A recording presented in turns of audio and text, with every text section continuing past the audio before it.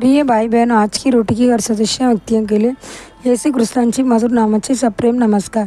आज ते दिनांक 24 सप्टेंबर 2024 मंगळवार। स्वर्गीय शब्द।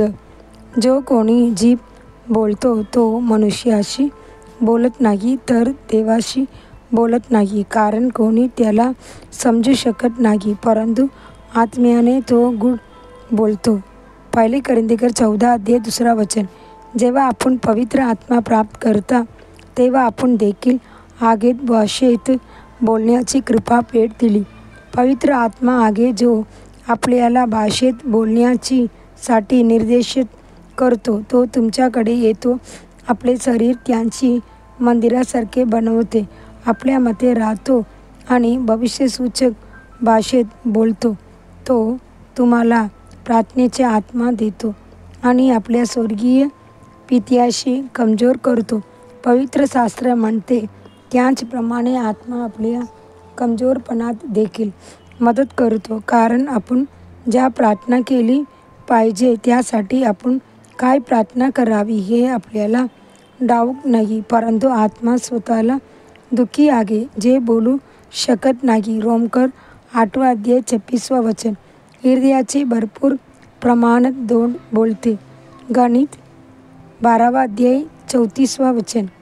जेव्हा आत्म्याला अभ्यास आत्मसमर्पण केले जाते आणि अभिषेकाने भरले जाते तेव्हा तोंडाला स्वर्गीय पवित्रतेचे शब्द बोलतील। ते बोलतील विश्वास शब्द, शिवाय वरच्या गोलीत वाट पाहत होते आणि प्रार्थना करतात।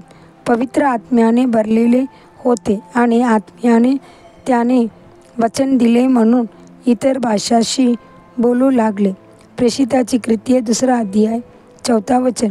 ते फक्त प्रारंभ बिंदू होते, मग त्याने आत्म्याचे व सामर्थ्याची दासी मिळाली व परमेश्वराची उपासना केली।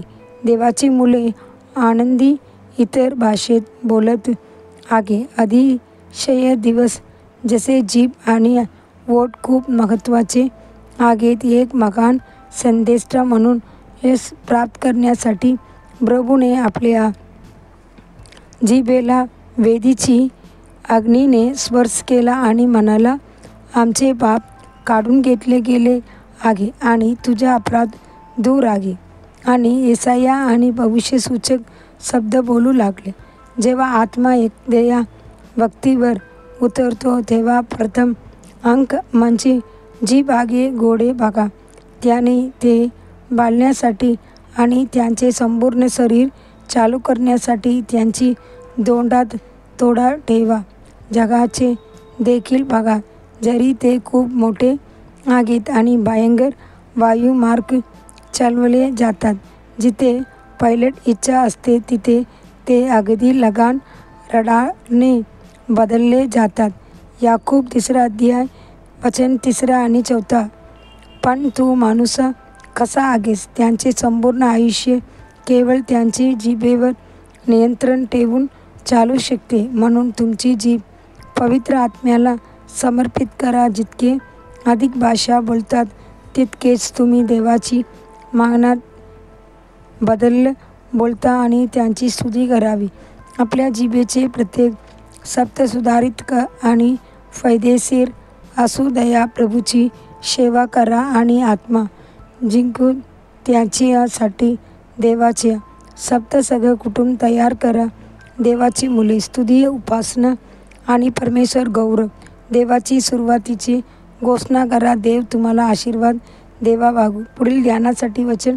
जो कोणी एखाद्या भाषेत बोलतो तो स्वतःला मुक्त करतो, पण जो मंडळीला भविष्यवाणी करतो त्याला मुक्त होते। पहिले कोरिन्थियर 14 अध्याय वचन 4। दिवसासाठी बायबल वाचन। सकाळी सलोमन अध्याय 4 आणि 5 गीत, संध्याकाळी गलातियर 3 अध्याय। धन्यवाद।